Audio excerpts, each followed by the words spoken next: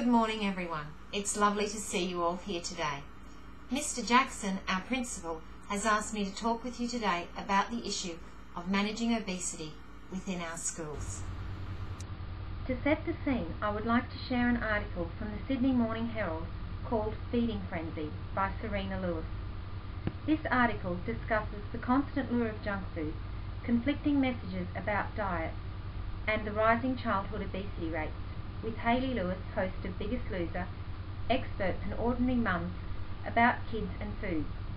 Lewis states, "It's our responsibility to do the right thing by them, our children, and bring them up as healthily as we can to give them a good start going into their teenage years. My intention is to inform you with the knowledge of how to manage obesity within our schools. Many of us lack an understanding of difference when we look at people suffering obesity. It is here that we see what John Austin, a university professor, calls the zone of difference.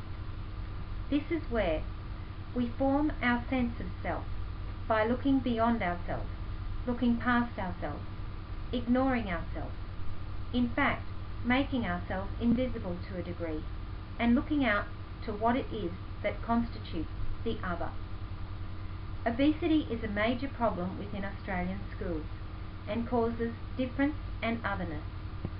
Otherness, as quoted by Austin, is the state of being considered different from the norm. According to Austin, we build a group consciousness of that which we are not, that which is the other. Obese children can often find themselves in situations where they are bullied due to their weight problems, have low self-image, or are unable to commit to sporting programs that are available to them. In turn, this causes them to feel a great sense of otherness. According to Serena Lewis, the Australian Bureau of Statistics classifies 1 in 4 Australian children as either overweight or obese. These statistics confirm that obesity is an identity location that is held by more than just a few people within Australia, yet it is marginalised by popular culture and other cultural indicators. Early Childhood Australia suggests that due to the overall impact on health and the common links between childhood and adult obesity, we need to find a way to deal with this problem successfully. Through media, we've become accustomed to strict standards of beauty. Television, billboards and magazines use slim, attractive models as a constant, rarely showing models of a normal size, making exceptional looks seem normal and attainable. However, these idealized images and the mixed messages they send lower positive image ideals.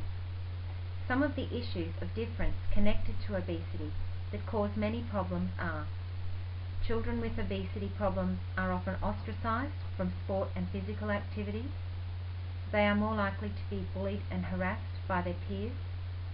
They are more likely to be socially marginalized as they are seen as being socially different from their peers. Teaching about the challenges these children face is achievable through the integration of healthier lifestyle choices into our curriculum and education programs where children learn about acceptance of size differences and discover the importance of showing respect for themselves and others. Regretfully, as stated by Kelly Colby, beauty opens several doors, while being overweight slams those doors. In order to deepen the understanding of difference, we first need to teach children about self-awareness and then follow this on by teaching them about the importance of acceptance and tolerance. The social stigma attached to obesity is that we should shun these people, as they have no one else to blame for their weight problems but themselves. However, there are many reasons that contribute to the rise in obesity. These include calorie intake, advertising during children's programming, poor food choices and unhealthy eating habits, lack of exercise, computer and electronic game-generated time, the constant push of media images, health complications, and even a friend's response towards them. Kate Fox from Mirror Mirror suggests that we are all concerned with the image of ourselves, that is our appearance, more than we would like to admit. This concern is quite normal and understandable, as it is important that we consider our appearance and show respect for oneself. Studies show that attractiveness is linked to popularity, success in school, career pay rates, and relationships. This is underpinned by the belief in what is beautiful is good stereotype. Such belief being that physically attractive people possess other desirable characteristics, such as intelligence, competence, social skill, confidence, and even moral virtue. An example of this can be seen in children's stories, where the princess is always beautiful, whereas the evil stepmother is often fat and ugly. Sense of self is an individual concept moulded by culture and society as how we see ourselves as being different from others. Unfortunately, the epidemic of obesity has many destructive effects on a person's sense of self. Paradoxically, people suffering obesity take comfort in eating more as food becomes their friend, because physiologically they get a false psychological high from sugar, which makes them feel good momentarily. There are many negative health complications involved with obesity, and these range from diabetes and asthma to poor heart functioning and stroke. As transformative educators, we need to empower children in our care with opportunity to learn skills that will build self-efficacy, confidence, and strength of character. A munch and crunch period of 15 minutes in all classrooms at morning tea would provide the children with a healthy snack break. This snack period would be used to teach the benefits of healthy eating choices. Currently, with students in my Year 6 class, I am working on a tolerance and acceptance program. We will be learning about teaching the acceptance of size differences. Initially, I will show the children two photos, one of an overweight child and the other of a slender child. Essential questions would then be asked, such as, how do the media contribute to opinions about being overweight? Do you feel that television shows exploit overweight characters? Is this fair or unfair? What can we do at a school level to show respect for students of all sizes? The lesson would then be continued with a brainstorming activity, looking at adjectives that the children could use to describe a new student coming into the class. The questions to be asked are, what adjectives did you choose and why?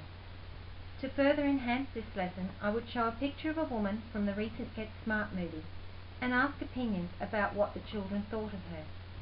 Do you think she's pretty, well-dressed, fat, or lazy?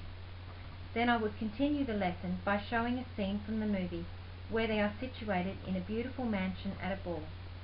The lovely 99 is dancing with the host, and Max walks past stunning women, choosing an overweight woman to be his partner. Many people pull faces when they see him choose her as his dance partner.